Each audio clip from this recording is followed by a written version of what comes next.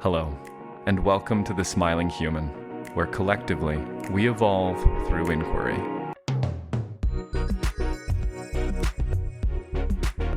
Hello, everyone. Today I have the pleasure of speaking with Kim Hayden. She's the founder of Resilient New Media, a company focused on content creation that sees podcasts being a catalyst for transformative and impactful content. She has 22 years of award-winning real estate experience, 10 years in content creation and broadcast television production, and hundreds of interviews under her belt. One of her shows, Kim Talks Resilience, is a platform to showcase remarkable stories of resilient women making a difference in this world. Kim is a vibrant and generous soul and someone who I am grateful to call a friend and mentor. I hope you enjoy the conversation. Fantastic. Kim, thank you for being here. Welcome to The Smiling Human. I am excited. I brought my smile. Absolutely. Well, and in line with that, I'd be curious to know, what is the last thing that made you smile?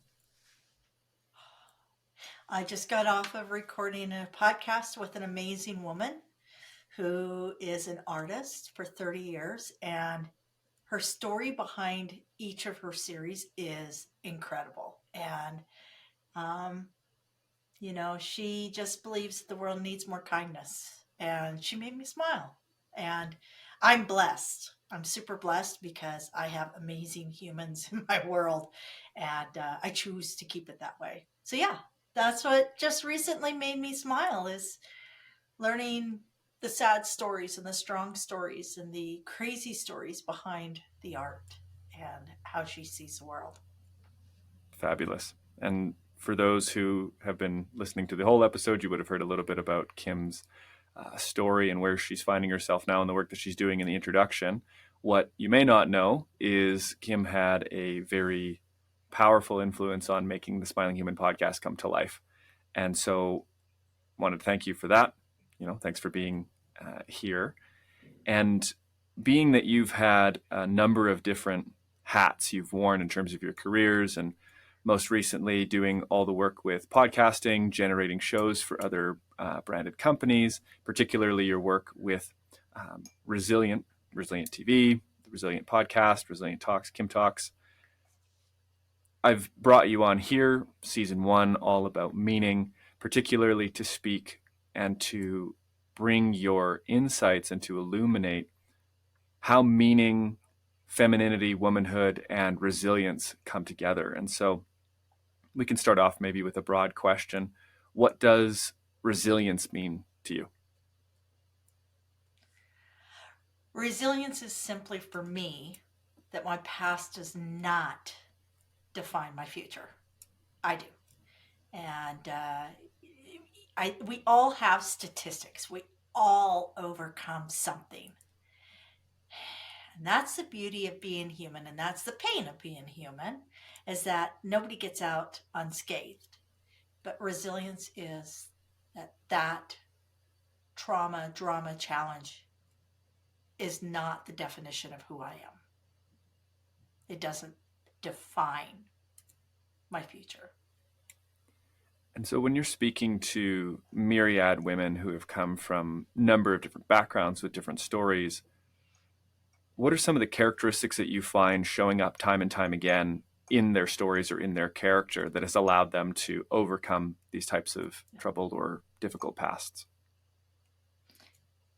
I think owning it.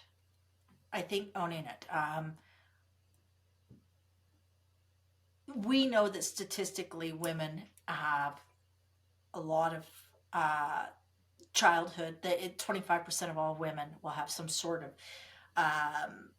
abuse of some sort before the age of 18. That's what's reported, right? And then we have everything that goes on in the world around us. So the other 75%, just because that didn't happen doesn't mean there isn't something happen. And then we have the old language, which is slowly changing. I think our Gen Alphas are going to be able to help progress. But, Kimberly Joe, sit up straight. Kimberly Joe, be a lady. A lady doesn't speak like that. Speak when spoken to. Ask permission. And finding that balance between asking permission and granting your own permission. And where is the balance? Because for women, we're bootstrapping. We're less likely to get funding. We're less traditional funding. We're less likely to uh, uh, just say, I want this. I deserve this. I deserve, because if I monetize this, then I'm able to maximize my message and I'm able to make a difference. But it's really hard when you're going by the old rules. And I'm not saying that men are bad. I have a husband of 30 years. I have two adult sons that I absolutely adore.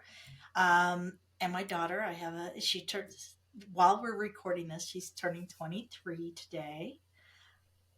But I just think that too many women are sitting around in this imposter syndrome, and they're waiting for permission. And we have to grant ourselves permission first. Does that make sense? I think that's Mm-hmm. my biggest thing that I've learned over life, and that's what I'm hearing from women who are really getting breaking ground, right?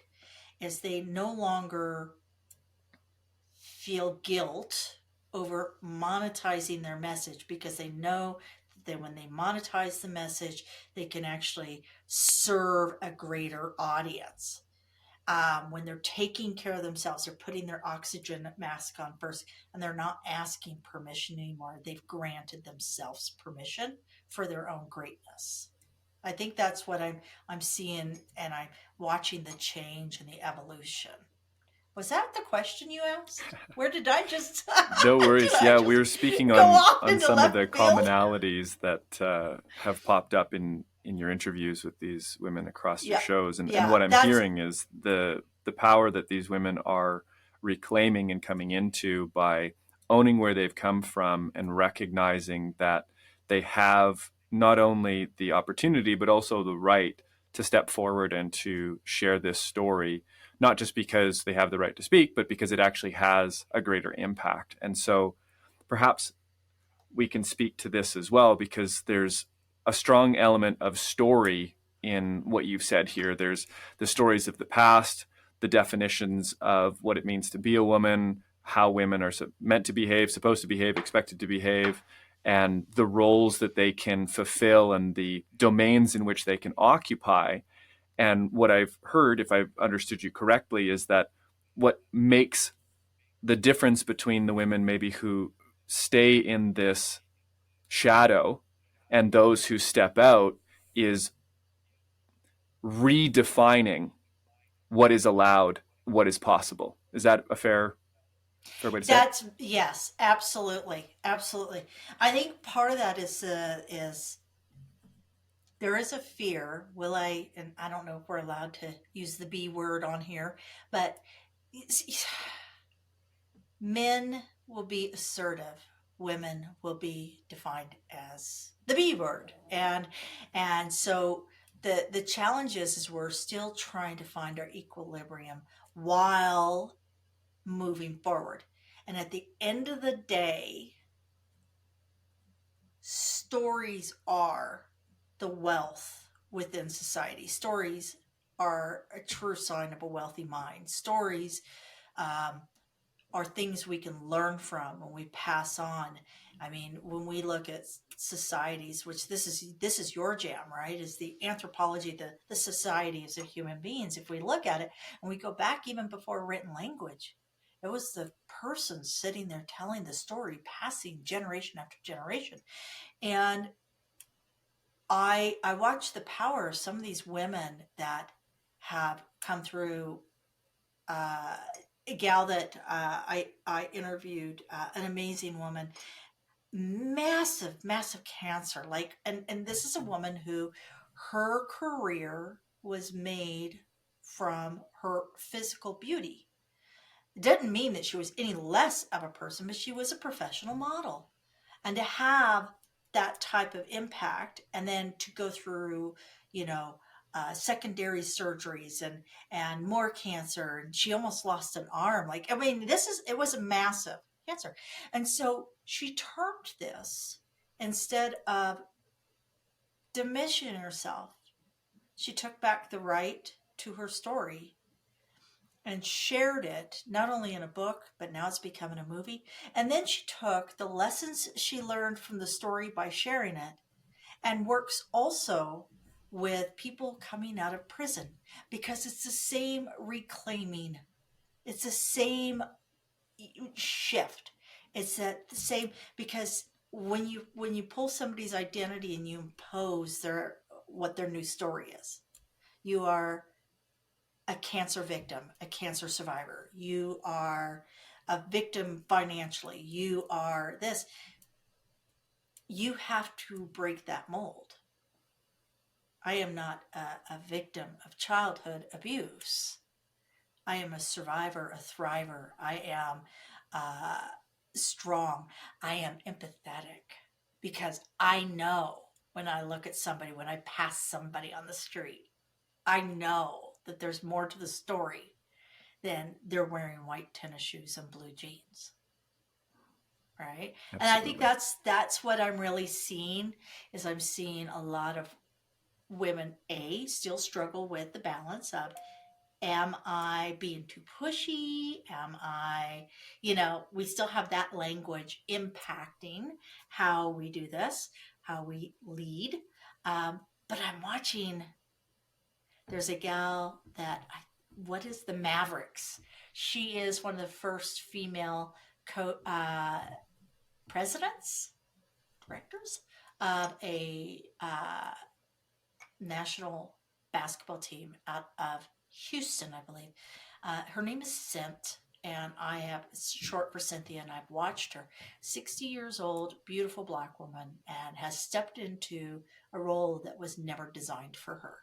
And she has owned it with grace and dignity, and she is now redefining that role. And that's what I love. I love seeing women redefine what these roles are, because like I said, our past does not define our future, we define the future. Did i get that in there? Did I get the Powerful. question Yes. right? I think what I'm hearing here is that there's a strong dynamic between, well, story is the underlying theme that we're speaking to here. Yeah. And on the one hand, there's the imposition of story. This is to say, not just that what, men and women, but particularly in this context for this series, women are being shown the stories that they can inhabit. Is what I would call an opportunity. But the imposition is this sort of forcefulness. You ought to. If you do not, there will be punishment, discrediting, you'll be shunned or called names or rejected and all these types of things. And so I fathom that there's a habit when exposed to this imposition that, and maybe you see this, let me know if this is the case, that women are carrying those imposed stories. And that the distinction that I'm hearing is that the women who are making this breakout, say, breaking new ground, they are claiming authorship.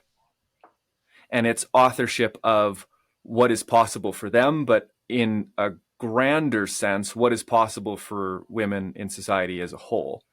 And I wanted just to circle around to one other piece that I think might be interesting for the listeners, and perhaps interesting to you as well, Kim, is that when you were talking about, not wanting to be too abrasive, or the B word in this sense, immediately what comes to my mind are a couple of the big five personality traits. Now, this is a very common, very well known, and very well tested way of measuring human temperament. And two traits come to mind. One is trait assertiveness, and the other is trait politeness.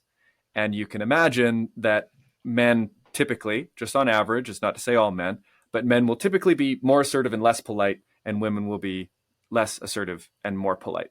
And there's Correct. a double-edged sword to both of these, because we don't want to say, oh, well, politeness is better than impoliteness, or assertiveness is better than non-assertiveness. In my work with communication, in my work with clients, it's always been about balancing delivering truth and speaking in a way that Yeah. recognizes one's humanity. And so, what I'm hearing, and you let me know what you think about this, is that there's a reclamation of greater humanity and a broader femininity, perhaps, in the women that you're speaking to on your show that are sharing these stories. Is that a fair assessment? Absolutely. I have a professional artist. I've had women who are uh, 30-year veterans in HR. I have, uh, a young woman who, you know, she came through as a black woman in Harlem through the foster system. And yet she's got herself a double major and she's doing just amazing things. So I I I do want to go back to like that whole perception of being pushy or whatever. And it's interesting. I watched a great special on it was called, and you'd love it. It's called I want to say The Making of a Liar, or the structure construction of a liar, or something like that. And it was, they basically uh what is the gal's name that did Thanos? She, or Theranos. Theranos was a tech company, and Theranos, she, this gal came, and what she was talking and doing absolutely is viable today. She was a decade ahead of where science was, but she was a make it, what does they call it? Uh, make fake it till you make it, right? Basically, is what. But what was interesting is she adopted different behaviors. First of all, she modeled her look and appearance off of Steve Jobs. So when you saw her, you you associated her appearance to Steve Jobs. She intentionally lowered the octave of her voice and slowed the delivery. Very intentional and deeper. We as human beings are animals, and we are designed to be more receptive of authority through deeper voice, right? Through a deeper voice. So tonality has a lot to do with it. And it's hard. It's hard for women to not be seen as being pushy or mean or anything, because if your voice isn't the right voice, then you get to men. And I've seen men go through this where they'll have a slightly higher voice, so they'll have, like a hiccup in their vocal delivery, and people will diminish the value they bring to the conversation based on that. So there's so many pieces that go into this that women just, and I think the big piece is that from the perspective of the women that I interview, none of them are asking for a handout. They're going and making the space. They're not saying, I deserve this. I'm owed this. I've been discriminated against, or I've been this. They're saying, these this is what society has handed, this is what I've chosen to do. And I don't know if we can change overnight the psychology of the human brain makeup and how we perceive this octave to that octave.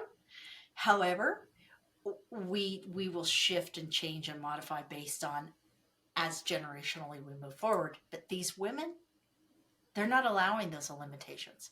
They're not beating themselves up after they have a conversation, go, oh, hope I wasn't too mean, or hope they didn't think this. They're just saying, this is how it is. Sit Marshall.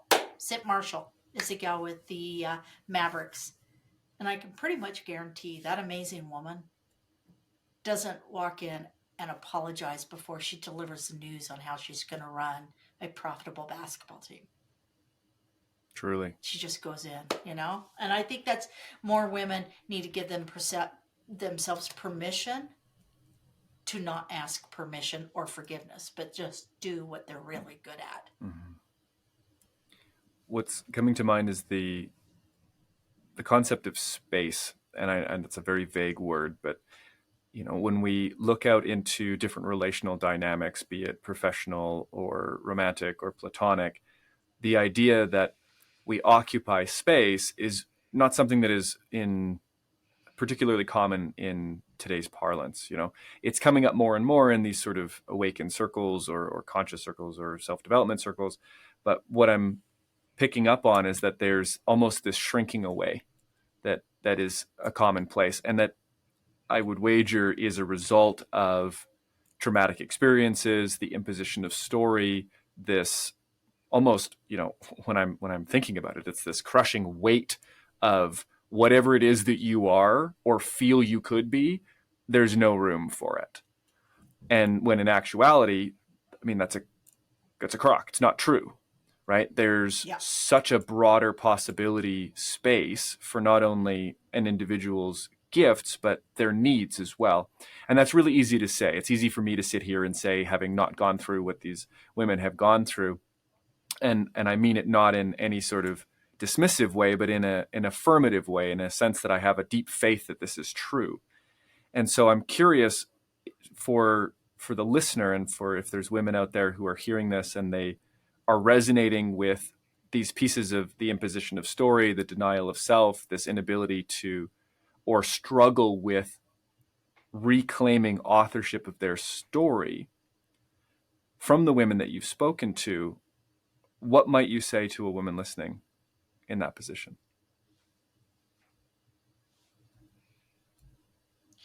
They have to give themselves permission. Do not ask for it from anybody else. I give myself permission today to be the best, to recognize that I am good at this, to be able to step into that space of owning my genius. Do not diminish it. Do not, you know, and I think that's the thing, is we have to give ourselves permission first, right? And then nobody else's matters. Until, so this is when I saw my business shift. Is when I sat here and said, I'm really good at this. A woman will view that often, or others will view that as coming from a woman as arrogance, whereas a man, it's confidence. And I'm not being arrogant. I'm being confident that I can serve you. And it's negligent of me, when I'm good at something, to not share that with somebody who is in need of it. So if you don't want to be negligent, give yourself permission to own your greatness and share it with others. There might be something to say about the measurement of greatness. I get the sense that just in how you've articulated that, where the same expression of, I'm really good at this, is taken in one context when it's voiced by a woman and in a different when voiced by a man.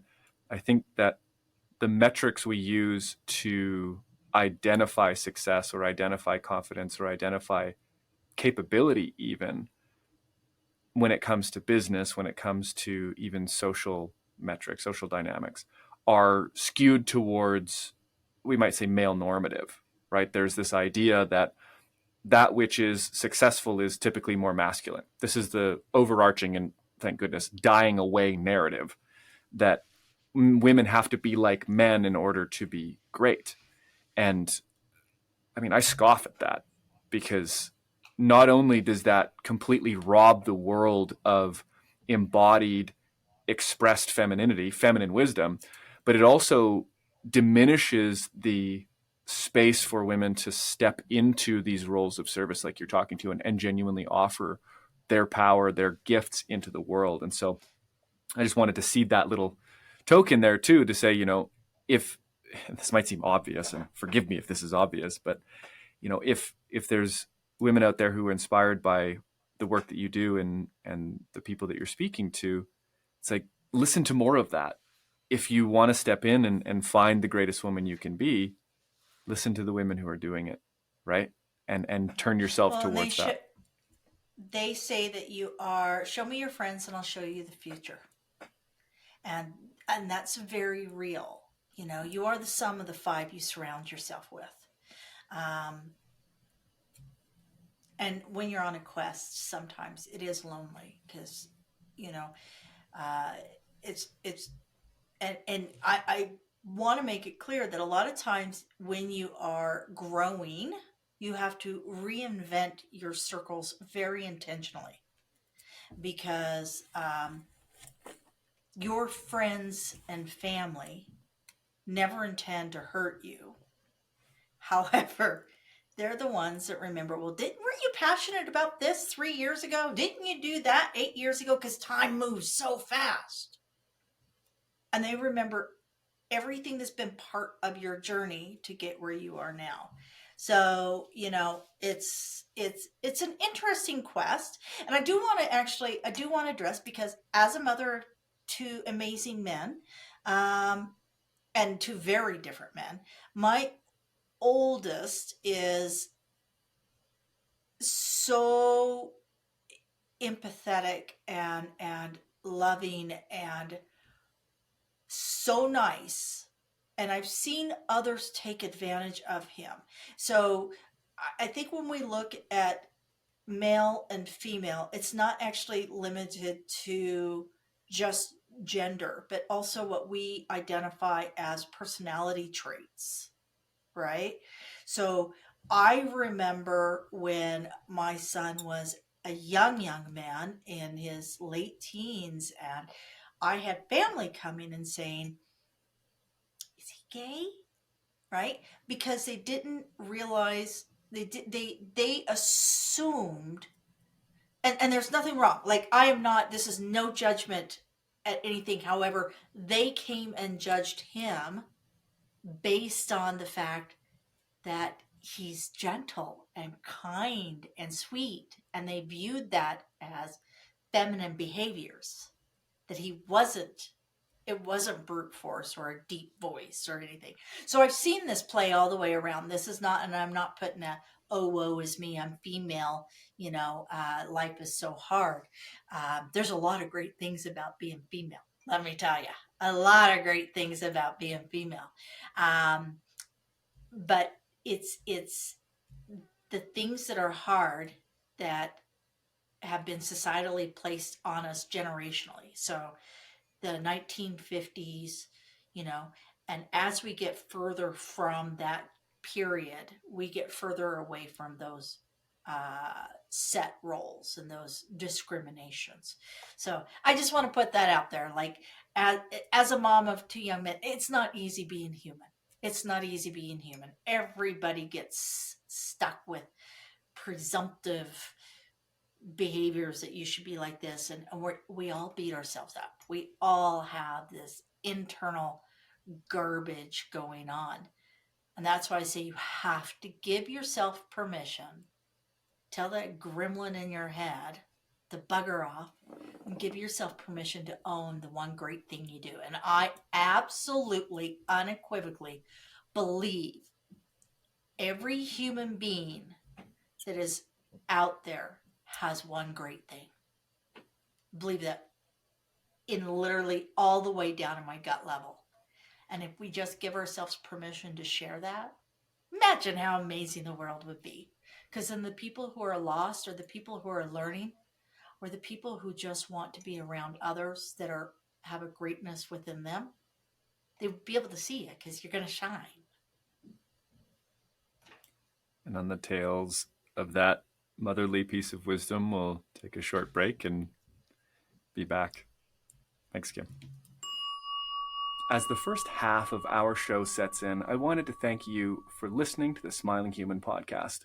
This show would not be possible without the support of listeners like you. Liking and following on YouTube, sharing with a friend, or following on your local podcast app are all easy and simple ways that you can support this show and help it grow into the future. If you do want to support this show directly, you can consider becoming a patron at patreon.com/thesmilinghuman. Patrons get perks like early access to all episodes, behind-the-scenes content, and access to live Q&As with me. If this feels within your means, then please consider becoming a patron. Now let's get back to the show.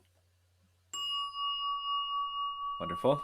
We're back here after sitting with some of that lovely wisdom. Thanks again, Kim.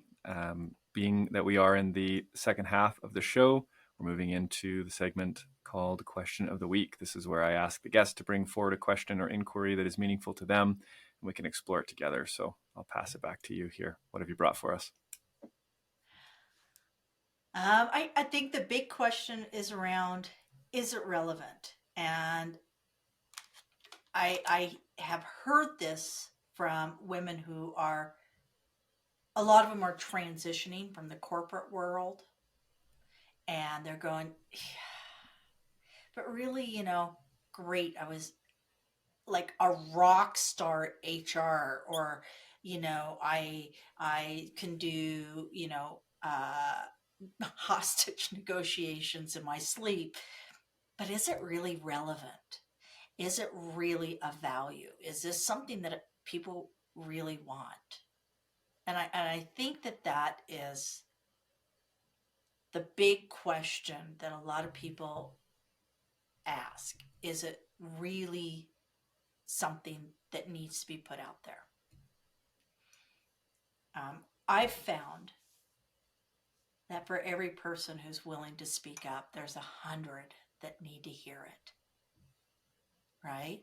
Because just because you're in that space doesn't mean, just because you're in that space today doesn't mean that you were in need of somebody like you 3 steps back.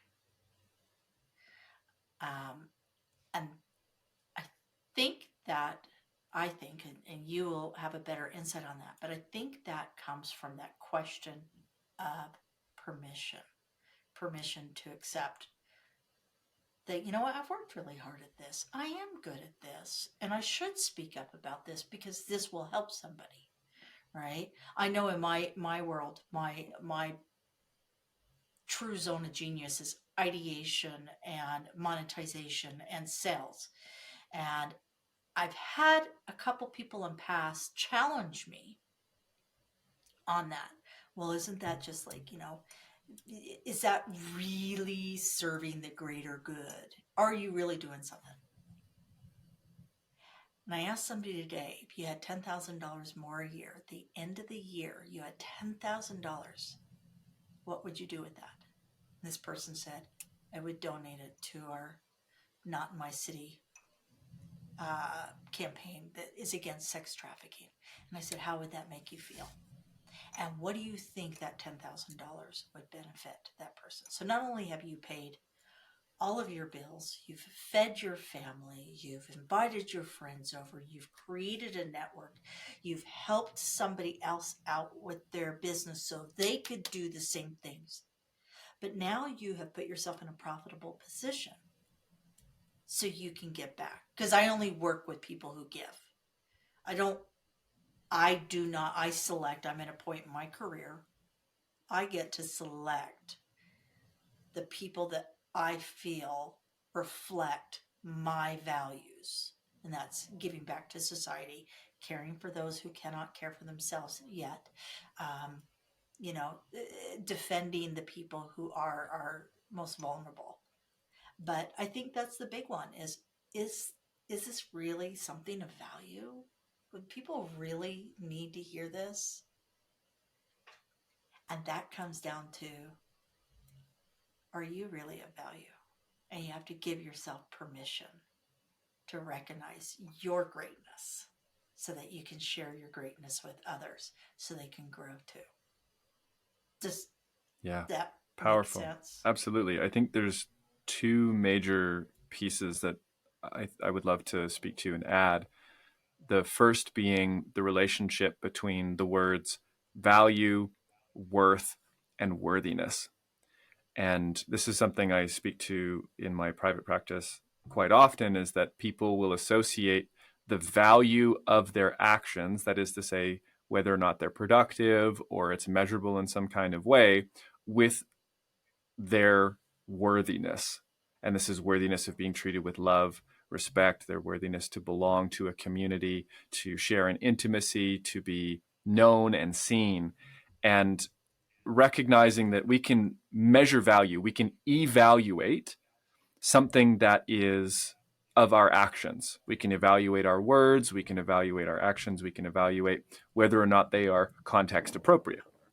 But when we conflate that with the inalienable worthiness of the human spirit to be treated with dignity, love, respect, and to have their needs met, we have now subsumed a narrative line that production is the only thing, or productivity is the only thing that is actually valuable, that it is our productivity that merits our worthiness.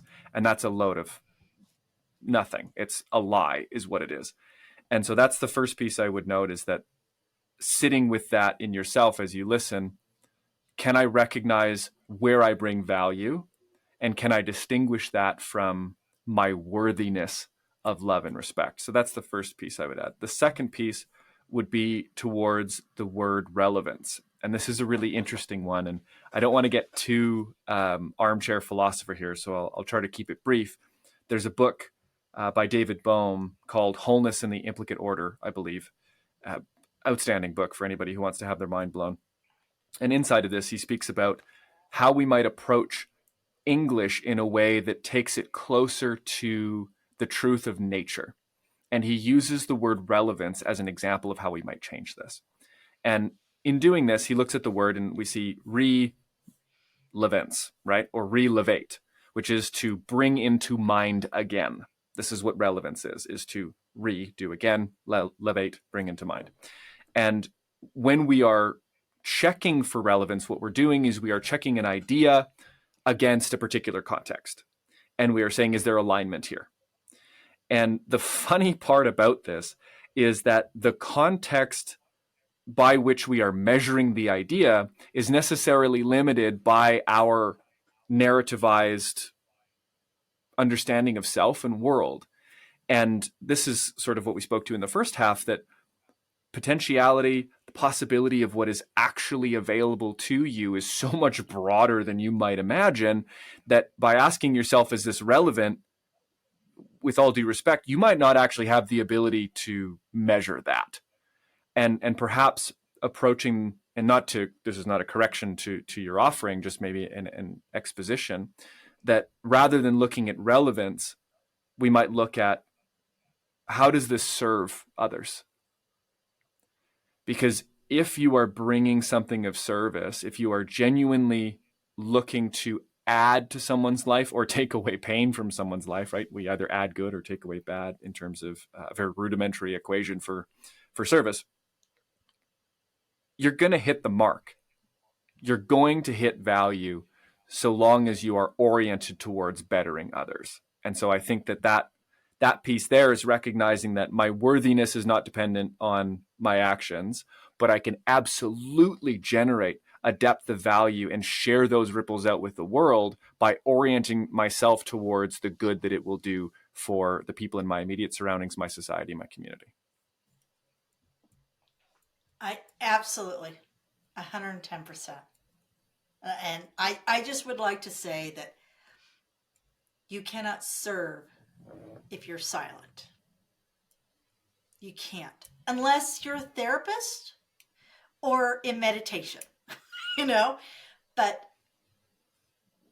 if you don't share and you are silent, then the people behind you, the younger generation, the next generation, or the person that is 15 years, I've met women who are, I met a woman recently who's in her late 60s who sold everything and is riding her motorcycle across the United States to spread the word for suicide prevention. She lost not one but two children to suicide, right? And she, at nearly 70 years of age, she had two options: to sit and die quicker from pain and sorrow, or to liquidate everything and say, I have a space within this conversation, and I am going to make a difference. And even every person who ever told her she was crazy for buying a motorcycle and selling the house at her age. This is a woman who has now set up a great site, which I'd love to. I'm going to put a little plug in here. Project 24/7. 24 is the numeral, project and 7 are both the text. Project 24/7 is on a mission to create a app that we can gift to all of our middle school children. And this is a woman who needs to be heard. Her age, her gender, none of that. And she cannot help save somebody else's child or somebody else's world, because my children are my world, if she stayed silent. And so I'm just saying that, and she has to monetize this, right? So she can build the app. The app is $80,000. But what is somebody's child's life worth? So, in closing, it's okay to monetize as long as you're doing something for good. You're spreading the word. Give yourself permission. Do not stay silent if you know that what you know and what you're good at can help make somebody else's life better. Mhm. Absolutely. And taking a humble and honest inventory of the stories that we carry, I think, is a very key piece. You really touched on a few here, recognizing that there's the imposed or the imposition of narrative on age. There's the imposition of narrative on sex differences or where people come from or race in some spectrums. And I want to be careful not to put forward an idea that we ought to imagine that there are no differences or that the differences aren't relevant. In fact, I think the things that make great women great comes from the full acceptance of who they are as women. This has been my experience. And it's not about, like we spoke earlier, about trying to erase and saying, well, we're all going to do it the same way. We're all going to do it like men, or we're all going to do it like women. It's about understanding that the distinction between them is not one of conflict, but one of contrast. And that this contrast is something that is deeply informative. And that if you can lean into the ways that you're different, lean into the things that make you the woman that you are, therein is where the gold is found. So this woman, again, okay, well, I'm going to buy a motorcycle and go across the whole United States. Amazing. Not for every woman, but for her. And with a mission that is, I mean, it could not be said to be more motherly, right? The caring for offspring, right, is literally what it is. It's to bring this welfare to children, and on the back of a motorcycle, maybe unconventional, but deeply inspiring nonetheless. Yeah, I have no balance whatsoever. So I told Michelle that will be her. I would need a tricycle. I need three wheels at a minimum.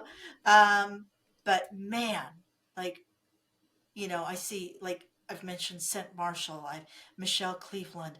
Like, these are women, they they literally are changing the world, and they're amazing.